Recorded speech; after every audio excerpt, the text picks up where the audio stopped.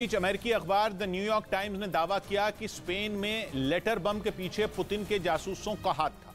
पिछले साल नवंबर और दिसंबर में स्पेन के प्रधानमंत्री के दफ्तर समेत वहां की दूसरी अहम इमारतों में 6 लेटर बम मिले थे, जिसके बाद से ही रूस की मिलिट्री इंटेलिजेंस एजेंसी पर इन घटनाओं को लेकर शक गहराया हुआ था। अब अमेरिकी अखबार द न्यूयॉर्क टाइम्स ने दावा किया कि रूस की सैन्य खुफिया एजेंसी ने स्पेन में लेटर बम अभियान चलाने के लिए एक मिलिटेंट ग्रुप को इसका जिम्मा सौंपा था।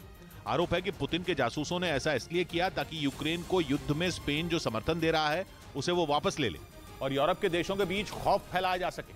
सबसे पहले स्पेन की राजधानी मैड्रिड में यूक्रेन के दूतावास में लेटर बम भेजा गया था, जिसके फटने से दूतावास का एक कर्मचारी घायल हो गया था।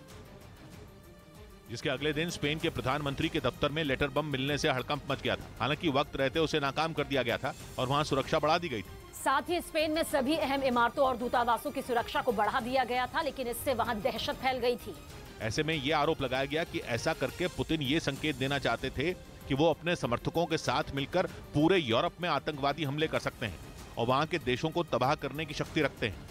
इधर राजस्थान विधानसभा में पेपर लीक मामले की सीबीआई जांच की मांग पर जमकर हंगामा हुआ, जिसके बाद हनुमान बेनीवाल की आरएलपी यानी राष्ट्रीय लोकतांत्रिक पार्टी के 3 विधायकों को सदन से 1 दिन के लिए निष्कासित कर दिया गया, क्योंकि सदन की कार्रवाई शुरू होते ही पेपर लीक मामले पर बीजेपी और राष्ट्रीय लोकतांत्रिक पार्टी के विधायक हंगामा करने लगे, जिसकी वजह से राज्यपाल को अभिभाषण बीच में ही छोड़ना पड़ा। आरएलपी के 3 विधायक तो तख्तियां लेकर टेबल पर चढ़ गए, जिसके बाद उनको सदन से बाहर निकाल दिया गया।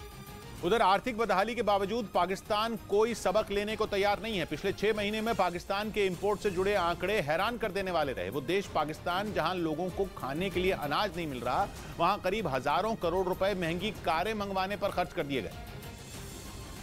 इसलिए यह खबर जैसे ही पाकिस्तान के अखबारों ने छापी, वहां हड़कंप मच गया। जिस वक्त पाकिस्तान में महंगे आटे पर हंगामा मचा था और आटे के लिए वहां गोलियां चल रही थी, उस वक्त पाकिस्तान के लोग लग्जरी कारों पर डॉलर लुटा रहे थे। आंकड़ों के मुताबिक पाकिस्तान में 6 महीने में 120 करोड़ डॉलर यानी भारतीय रुपयों में करीब 10,000 करोड़ रुपए ऑटोमोबाइल से जुड़े इम्पोर्ट पर खर्च हुए। इम्पोर्ट किए हुए माल में ज्यादातर लग्जरी कारें, महंगी इलेक्ट्रिक बसें और उनके पुर्जे रहे, जबकि इस वक्त वहाँ आर्थिक इमरजेंसी जैसे हालात हैं जिनमें इस तरह के इम्पोर्ट की इजाजत किसी को नहीं है। क्योंकि विदेशी मुद्रा भंडार काफी कम होने के कारण पाकिस्तान की सरकार ने बेहद सख्त नियम लागू किए थे। वहां की सरकार ने हर गैर जरूरी सामान के इंपोर्ट पर रोक लगा दी थी और आदेश में कहा गया था कि हर तरह के लग्जरी प्रोडक्ट के इंपोर्ट पर पूरी तरह रोक है। लेकिन आंकड़ों से साफ हो गया कि रसूखदारों पर सरकार कोई भी नियम लागू नहीं करा पाई। लोगों को अनाज नहीं मिल रहा था और लोग महंगी कारें इंपोर्ट कर रहे थे। विदेशी मुद्रा भंडार की कमी के कारण पाकिस्तान में पेट्रोल और डीजल भी खत्म होने की नौबत है, क्योंकि कुछ भी सामान इंपोर्ट करने के लिए रकम डॉलर में खर्च करनी पड़ती है। अगर किसी देश के पास विदेशी मुद्रा भंडार यानी डॉलर खत्म हो जाए तो कुछ भी इंपोर्ट करना मुश्किल है। पिछले साल श्रीलंका के साथ ऐसा ही हुआ था और अब पाकिस्तान के सामने संकट ऐसा ही है।